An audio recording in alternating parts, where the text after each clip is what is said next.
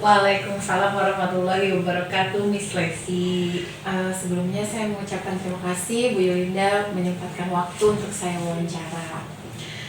Jadi Bu Yulinda, saya hari ini ingin mewawancara Ibu terkait dengan bagaimana Ibu mengambil keputusan berdasarkan nilai-nilai kebajikan sebagai Ibu ini kepala sekolah gitu. Untuk yang pertama ya Bu, izin bagaimana Ibu mengidentifikasi kasus-kasus yang merupakan dilema etika dan bujukan moral. Oke, untuk kasus-kasus dilema etika dan bujukan moral dilihat dari dua sudut pandang, dari satu sisi kejadian dengan sudut pandang lainnya. Nah, pada kesempatan siang hari ini saya akan sedikit sharing tentang bagaimana bujukan moral, bagaimana nilai-nilai yang benar berlawanan dengan nilai-nilai yang salah yang terjadi pada murid kami di beberapa pekan yang lalu. Jadi di sini ada temuan bahwa ada nilai-nilai moral yang seharusnya anak-anak miliki ternyata tidak muncul, malah muncul kebalikannya, pemahaman dengan nilai-nilai yang salah seperti itu. Oke. Kemudian bagaimana Ibu menjalankan pengambilan keputusan di sekolah, terutama pada kasus-kasus di mana ada dua kepentingan yang sama-sama benar, kemudian juga mengandung nilai kebajikan.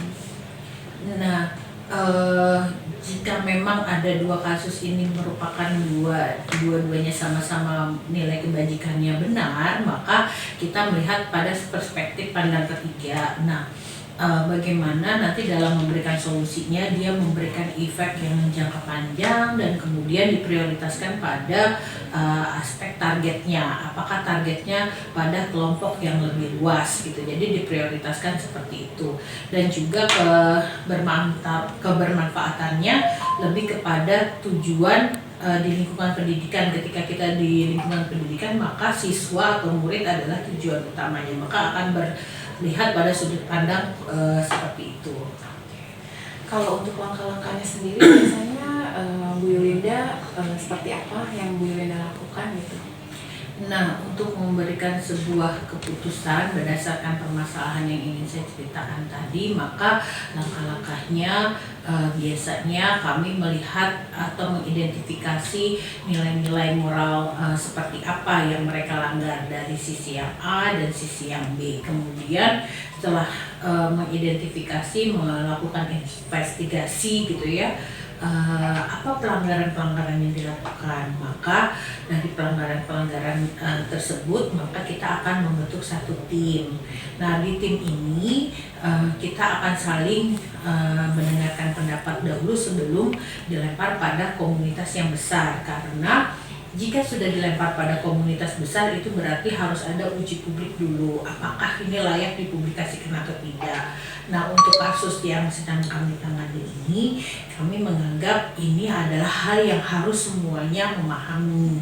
Setelah tadi mengidentifikasi apa kebermanfaatannya jika kasus ini dibuka untuk keluar, dan kebetulan memang ini tentang nilai moral yang dilanggar, maka bisa dibuat bagaimana anak-anak atau murid lain yang terlibat pun paham bahwa ini adalah nilai moral yang salah. Maka dengan tujuan seperti itu, maka kasus ini bisa dipublikasikan.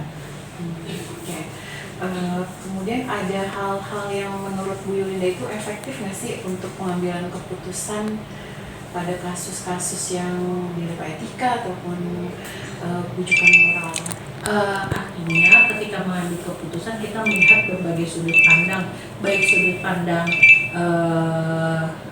yang A gitu, misalnya di sini dari pihak yang luar atau yang B dari sekolah, kita harus melihat banyak sudut pandang. Dan terkadang kalau dari hanya seorang satu pimpinan, sudut pandangnya itu hanya sepihak, sehingga kita biasakan juga membentuk tim. Di sini tim ini bisa melakukan investigasi yang baik sehingga kita bisa mendengarkan sudut pandang yang lain dan kita bisa menarik satu nilai kebijakan atau moral yang ingin kita kuatkan. Nah, dengan berbagai sudut pandang ini maka akan dihasilkan keputusan yang lebih valid ya, bisa lebih tepat pada sasaran.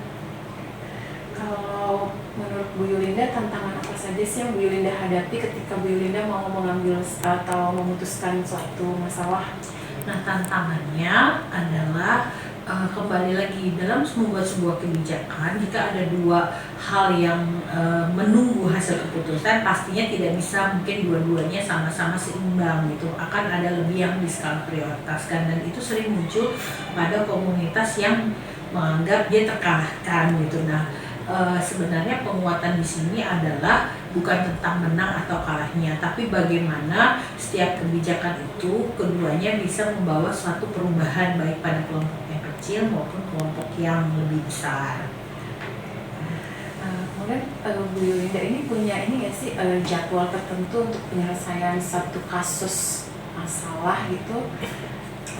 Jadwal seperti itu? Ya, untuk penyelesaian masalah memang ketika ada masalah yang terjadi baik pada murid, pada guru, atau pada ekosistem sekolah, warga sekolah, maka sebenarnya tidak mesti harus jadwal rutin ya, tapi kata kuncinya adalah cepat ditangani. Jadi dalam dunia pendidikan semua permasalahan itu harusnya cepat dan tanggap, karena tujuannya agar cepat perilaku itu berubah, tidak dibiarkan resisten atau menjadi hal yang biasa gitu. Jadi memang setiap ada penanganan kasus, ketika cepat diatasi, maka itu akan lebih efektif. Dan kalau ditunda-tunda itu menganggap bahwa permasalahan itu menjadi hal yang dipermisif atau diperbolehkan atau dibiasakan. Ada tidak faktor-faktor yang selama ini mempermudah Ibu dalam membantu Ibu mengambil keputusan? Yang mempermudah untuk di lingkungan SMK Lab School Kebayoran, bahwa kita sudah sepakat, kita mempunyai kesepakatan tentang nilai-nilai moral yang diterapkan baik untuk guru, untuk siswa, seperti 7 nilai dasar, kemudian 15 budaya hidup di Lab School. Nah, sebenarnya kesepakatan ini menjadi panduan. Jadi ketika ada nilai-nilai yang tidak sesuai, maka kita akan kembali pada kesepakatan itu, dan itu sangat membantu. Dari yang sudah Ibu jelaskan, Ibu sampaikan, apa pelajaran yang bisa Ibu petik dari pengalaman Ibu mengambil keputusan dalam satu masalah, dilema etika ataupun rujukan moral?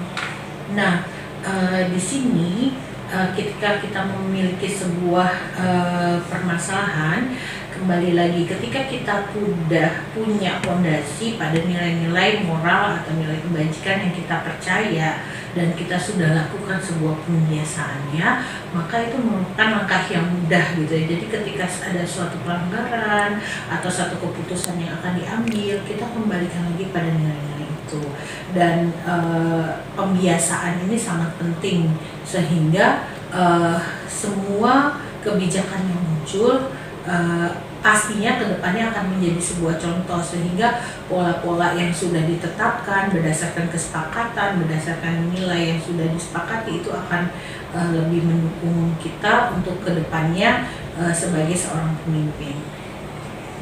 Terima kasih Bu Yulinda untuk diskusi kita hari ini, wawancara kita hari ini. Ini jadi pembelajaran penting juga buat saya, bagaimana nantinya mengambil keputusan ya Bu ya, yang bijak seperti itu ya. Terima kasih Bu Yulinda. Assalamualaikum warahmatullahi wabarakatuh. Waalaikumsalam warahmatullahi wabarakatuh. Selamat siang Ibu. Mohon maaf saya mengganggu Ibu untuk kegiatan Ibu hari ini. Nggak apa-apa. Saya terima kasih loh Ibu bersedia di wawancara saya hari ini. Nah, jadi Bu, hari ini saya ingin mewawancara Ibu terkait dengan bagaimana Ibu sebagai pemimpin di sekolah ini, sebagai kepala sekolah itu membuat satu keputusan di mana berdasarkan nilai-nilai kebajikan yang ada. Ya, terima kasih Bu ya bikin wawancara saya. Jadi ya kalau saya pribadi kalau terkait dengan keputusan memang agak berat ya, antara keputusan yang baik atau salah, benar atau salah itu memang agak berat memutuskan. Tapi memang tentunya di setiap permasalahan kita harus cari identifikasi masalahnya, sehingga kita dapat menyimpulkan keputusan itu pada titik yang mana. Kalau terkait dengan identifikasi itu bagaimana Ibu mengidentifikasi kasus-kasus yang merupakan dilema etika atau itu adalah bujukan moral saat itu gimana? Kalau untuk dilema-dilema khususnya di sekolah kami ya, mungkin ya ada beberapa dilema yang tentunya dihadapi terkait dengan guru-guru ataupun siswa sendiri gitu. Memang tidak mudah untuk mengambil keputusan ini, jadi memang perlu ada identifikasi terhadap suatu masalah sehingga terjadinya keputusan mengenai dia kebijakannya seperti apa, terkait dengan moralnya seperti apa, itu berdasarkan identifikasi masalah tersebut. Kemudian untuk Ibu menjalankan pengambilan keputusan itu terutama untuk kasus-kasus di mana ada dua kepentingan yang sama nih ya Bu ya, sama-sama benar atau sama-sama mengandung nilai kebajikan, itu Ibu menjalankan keputusannya bagaimana? Itu agak berat ya Bu ya, agak berat memang kalau misalkan ada keputusan yang harus kita ambil di mana kedua-duanya pasti memiliki nilai kepentingan masing-masing, itu memang agak berat. Tapi memang sekali lagi saya akan telah dulu bagaimana unsur mana sih yang lebih dominan seperti itu. Kira-kira langkah-langkah atau prosedur seperti apa yang Ibu biasa lakukan untuk membuat keputusan? Kalau untuk pembuatan keputusan sendiri, tentunya kami akan mengambil langkah-langkah ya terkait dengan keputusan yang ada. Misalkan memang ada pihak yang harus kita wawancara itu atau pihak yang kita harus panggil untuk bisa menentukan keputusan tersebut, ya tentunya kita wawancara dulu atau diskusi dulu bagaimana seperti itu. Jadi bisa sama-sama enak dalam mengambil keputusan gitu. Salah satunya langkah-langkahnya itu sih, kita sama-sama bicara lah gitu. Dan saya juga membiasakan untuk konsultasi, tidak hanya keputusan saya sendiri, tapi saya biasanya konsultasi terhadap misalkan wakil saya atau guru lain seperti itu yang saya anggap lebih senior lah, biasanya seperti itu. Jadi untuk mengambil keputusan itu banyak pertimbangannya, ada langkah-langkah yang mungkin salah satunya itu bertanya dengan guru yang udah lebih pengalaman, lebih senior dengan wakil saya. Kemudian kalau hal-hal yang selama ini Ibu anggap efektif dalam pengambilan keputusan terkait kasus-kasus dilema etika itu apa saja yang efektif dalam mengambil keputusan terkait dilema etika nih? Kalau yang lebih efektif sih ya memang kita harus terjun langsung, itu pasti. Dalam menyelesaikan masalah ini kita tidak bisa setengah-setengah ya. Jadi memang untuk pengambilan keputusannya tersebut ya paling tidak kita harus terjun langsung menghadapi masalah tersebut, mencari sumber masalahnya seperti apa sehingga penanganannya itu pasti terhadap si permasalahan tersebut. Kemudian hal apa saja nih yang Bu yang menjadi tantangan dalam mengambil keputusan pada kasus dilema etika? Kalau tantangannya pasti ada ya. Kadang dia kan salah satu, misalkan kayak problematika saya misalkan di sekolah ini terhadap mungkin etika terkait dengan guru atau dengan siswa. Mereka kan sama-sama penting buat kita ya. Tidak ada guru susah juga di sekolah, tidak ada siswa susah juga di sekolah. Jadi kita harus mempertimbangkan untuk hal tersebut gitu. Untuk penyelesaian suatu masalah kita harus mempertimbangkan dari segi mana yang kita ambil sehingga tidak ada yang dirugikan, tidak ada yang merasa disalahkan seperti itu. Kemudian apakah Ibu memiliki sebuah jadwal tertentu dalam sebuah penyelesaian kasus dilema gitu? Tidak ada sih, tidak ada jadwal khusus. Kalau misalkan ada kendala atau permasalahan di saat itulah diambil tindakan. Jadi tidak ada yang rutin kita agendakan seperti itu.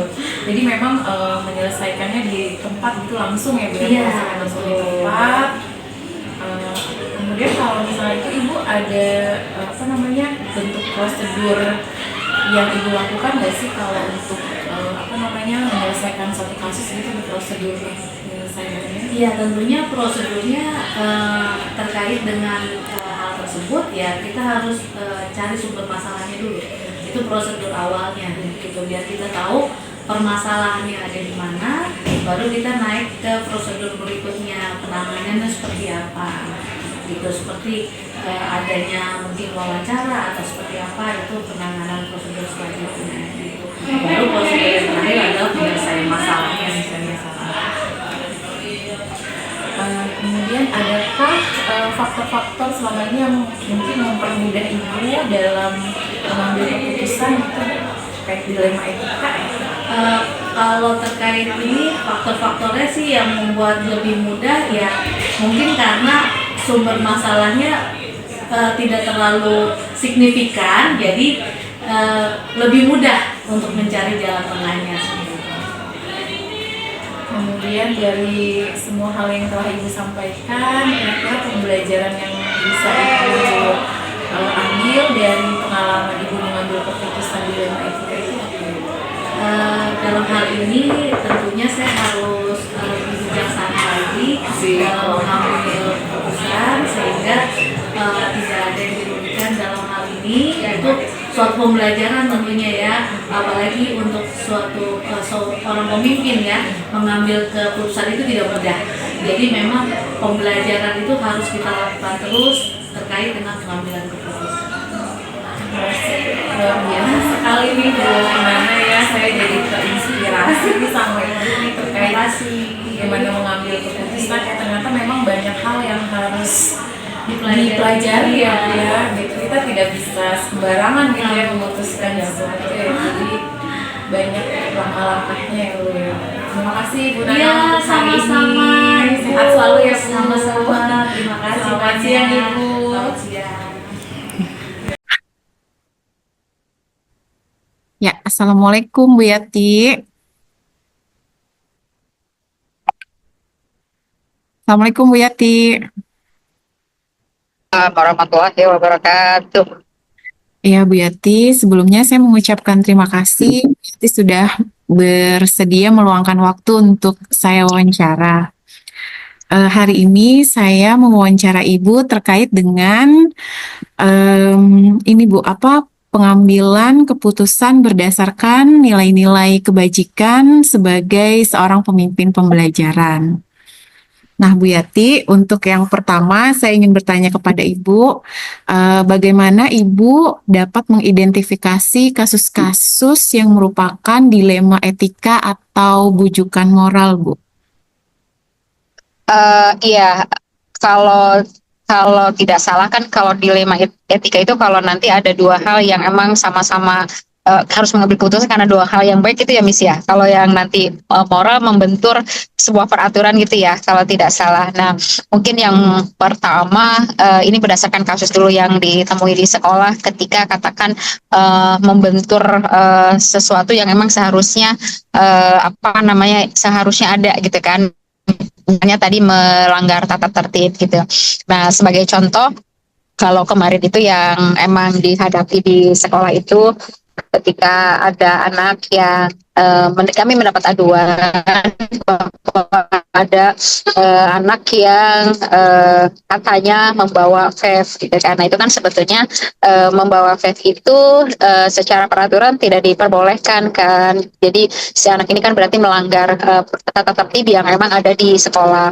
Nah, kemudian itu kan situasinya. Kemudian dari situasi itu tim tentunya tidak langsung mempercayai, kemudian mengidentifikasi situasinya seperti apa. Nah, sudah diadakanlah tadi penelusuran. Kemudian ada nama-nama yang akhirnya pernah nih anak ini dulunya juga mendapatkan kasus yang sama. Nah, sudah mengerucut ke situ sih sebetulnya. Tetapi kan itu tidak boleh kita langsung menuduh kalau tidak ada bukti.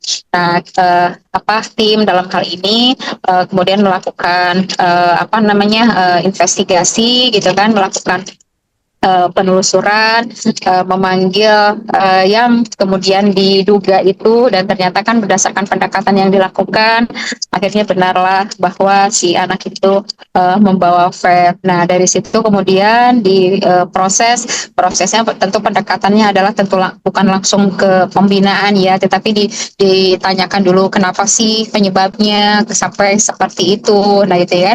Jadi setelah itu barulah supaya nanti terjadinya efek jerah bahwa dia tidak membawa lagi vape, kemudian dilakukanlah pembinaan. Nah, sebelum dilakukan pembinaan, dilakukan pendekatan itu kepada anak, kepada orang tua, gitu kan. Kemudian ketika menentukan pembinaan juga itu berdasarkan keputusan bersama yang merujuk kepada tata tertib yang ada. Nah, barulah kemudian di situ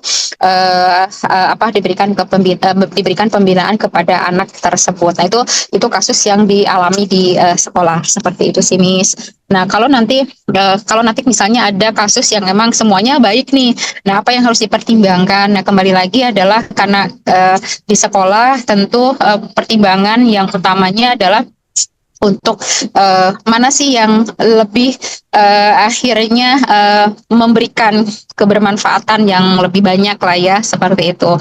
Nah, kan dua-duanya baik nih sebetulnya gitu, tapi kan ada hal lagi yang kemudian mana ya yang bisa kita kemudian prioritaskan.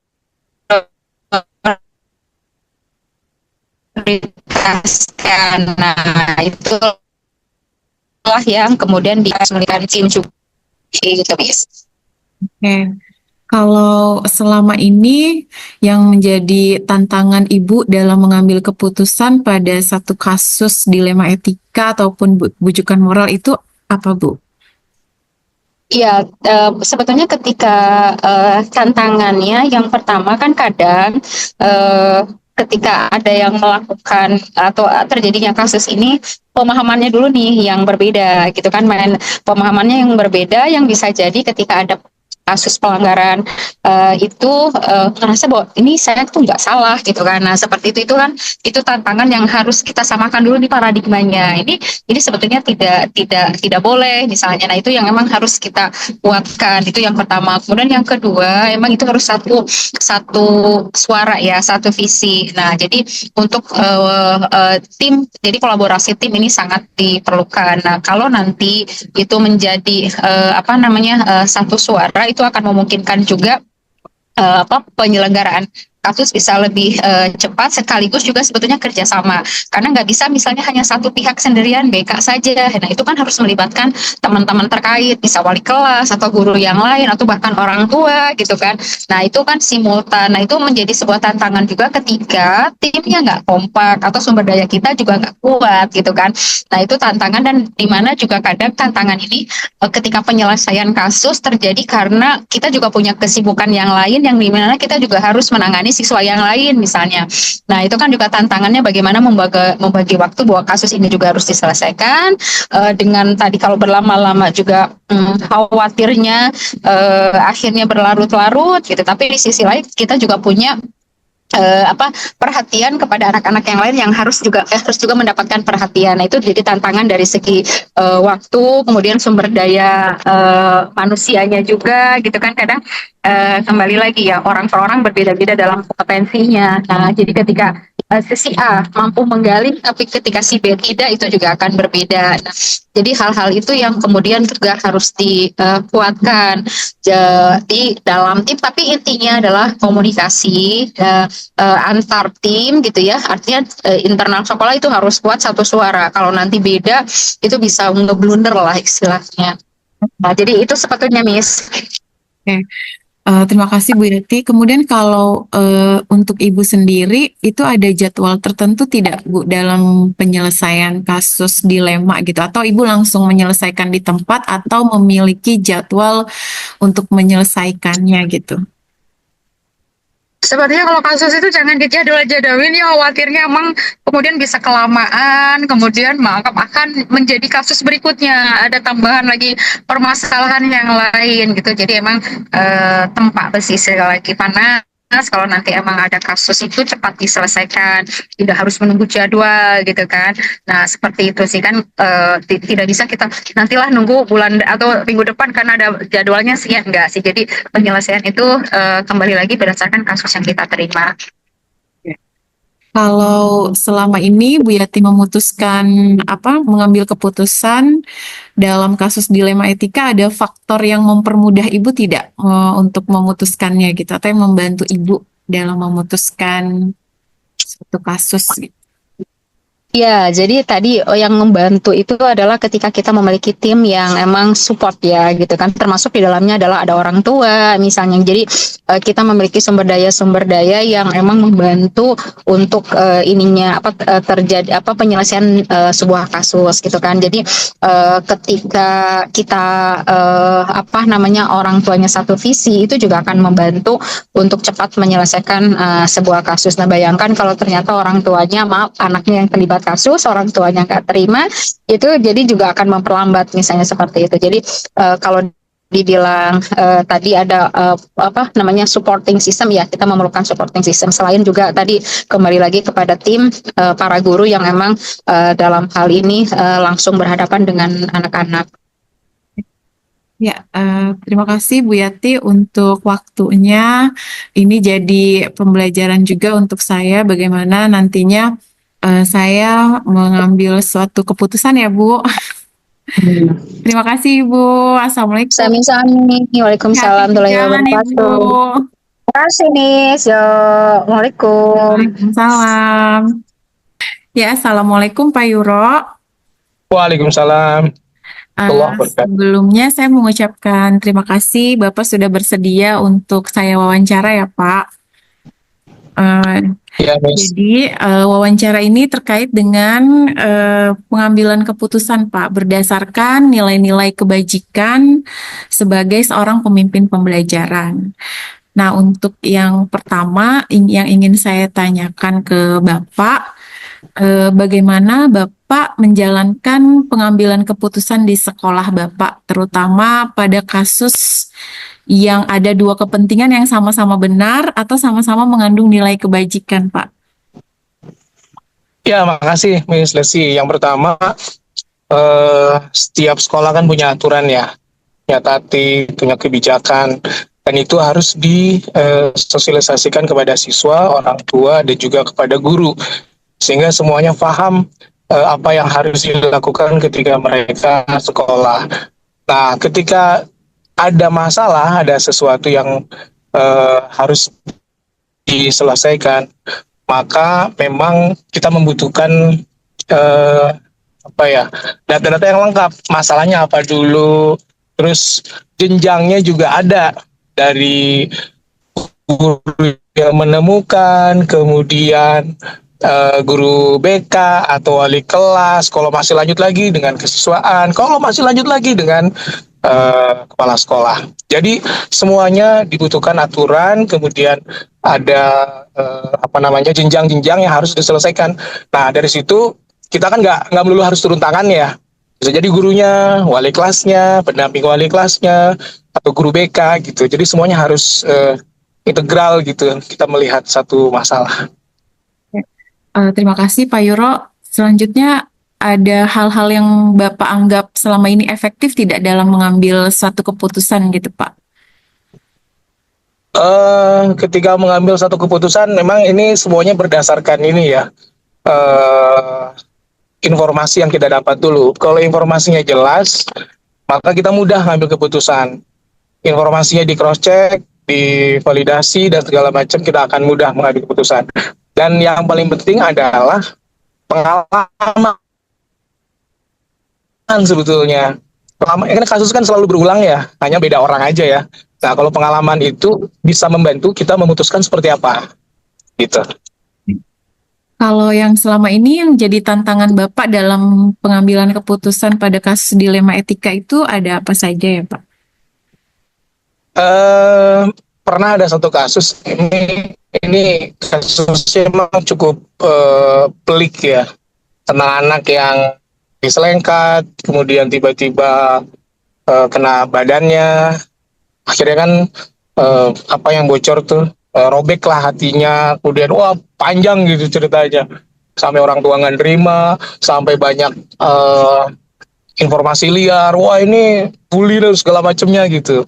Nah, ini kan kita harus sabar ya ketika mendapatkan kasus seperti ini, kita coba kumpulkan dulu informasinya, lihat kronologisnya, CCTV kalau ada, semuanya kita perhatikan.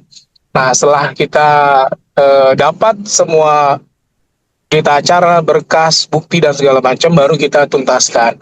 Nah, tuntaskan juga yang jadi masalah adalah pemahaman dari orang tua. Nah, dia kan kadang anak gue bener nih, yang salah yang nyelengkat misalkan.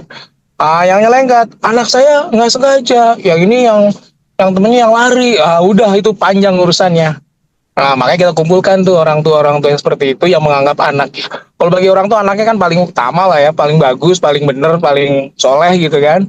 Nah, tapi kita kumpulkan, kita komunikasikan, kita pengennya semuanya damai gitu. Pengennya semuanya selesai tanpa ada hal-hal yang membuat anak itu merasa tertekan. Anak merasa tidak nyaman di sekolah. Anak merasa nggak pas di sekolah gitu. Jadi semuanya memang perlu pemahaman, terutama orang tua ya. Karena orang tua kan pemikirannya beda-beda ya. Iya, betul Pak. Iya. Oke, kalau Bapak sendiri ada jadwal tertentu tidak Pak dalam penyelesaian sebuah kasus dilema, atau Bapak langsung menyelesaikan di tempat, atau ada penyelesaiannya dijadwalkan gitu Pak? Ya, kalau penyelesaian masalah atau kasus, kita lihat kasus seperti apa dulu. Kalau bisa diselesaikan oleh Bapak Ibu guru, oleh tim kesiswaan, oleh wali kelas, oleh guru BK, itu biarkan mereka yang menyelesaikan. Kita hanya sebagai konselor aja atau konsultan gitu. Karena mereka kan butuh informasi, butuh kebijakan kita gimana atau keputusan kita gimana kita sampaikan. Karena kalau kita langsung turun tangan, mereka nggak belajar juga. Nanti kalau seandainya berapa tahun ke depan mereka jadi pimpinan, susah juga nanti mereka memutuskan. Nah, untuk jadwal-jadwalnya memang tidak ada jadwal khusus. Ketika ada informasi kasus yang itu bisa dituntaskan, bisa diselesaikan, maka saat itu juga diselesaikan. Tapi nggak sampai pimpinan ya. Tapi kalau sampai pimpinan, kita kasih target.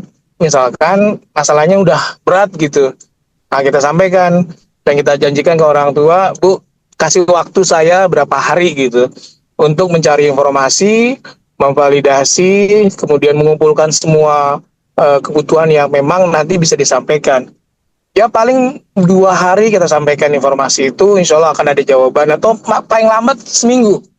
Karena kan nggak mudah ya untuk mendapatkan informasi itu semua. Jadi paling kita janjikan ke orang tua bahwa semua masalah itu insya Allah ada target waktu yang harus kita tuntaskan. Nah, sehingga orang tua juga nggak apa ya, kapan ya, macam-macam gitu pikirannya, gitu. Kalau selama ini ada tidak Pak, orang atau faktor seseorang atau faktor yang membantu Bapak, mempermudah Bapak dalam mengambil keputusan gitu? Sebetulnya semua stakeholder yang ada itu sangat membantu ya. Mau itu security, mau itu guru, mau wali kelas, mau pimpinan wakil dan segala macam itu membantu kita. Makanya ketika ada masalah, siapa yang menemukan? Entah security, mungkin security bisa negor gitu. Dek, jangan buang sampah sembarangan ya. Jadi tidak harus melulu kita gitu. Tidak harus melulu si wakil, tidak harus melulu si wali kelas. Tapi semua stakeholder yang ada itu diberikan kepercayaan. Tapi hanya sebatas apa yang mereka mampu. Sebatas wewenangnya yang simpel-simpel aja gitu. Nah, mudah-mudahan sih dengan begitu kita juga nggak terlalu banyak hal-hal yang menguras energi ya, karena energi kita kan harus ke yang lain-lain gitu ya. Ya. Ini itu gitu. Jadi itu yang pertama. Yang kedua tadi yang saya sampaikan, pengalaman. Nah, kalau pengalaman itu sangat membantu kita, selain pasti ya teman-teman pimpinan sekolah ya dan tim yang solid gitu. Nah, pengalaman itu penting sebetulnya. Pengalaman dari kita sendiri atau pengalaman dari teman-teman kita di sekolah lain. Nah, itu kita bisa bercermin, ya mudah-mudahan sih masalahnya bisa diselesaikan gitu.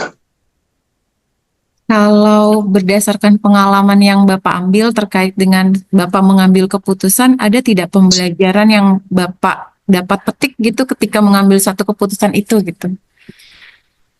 Iya, pembelajarannya kita harus siap nanggung resiko itu aja.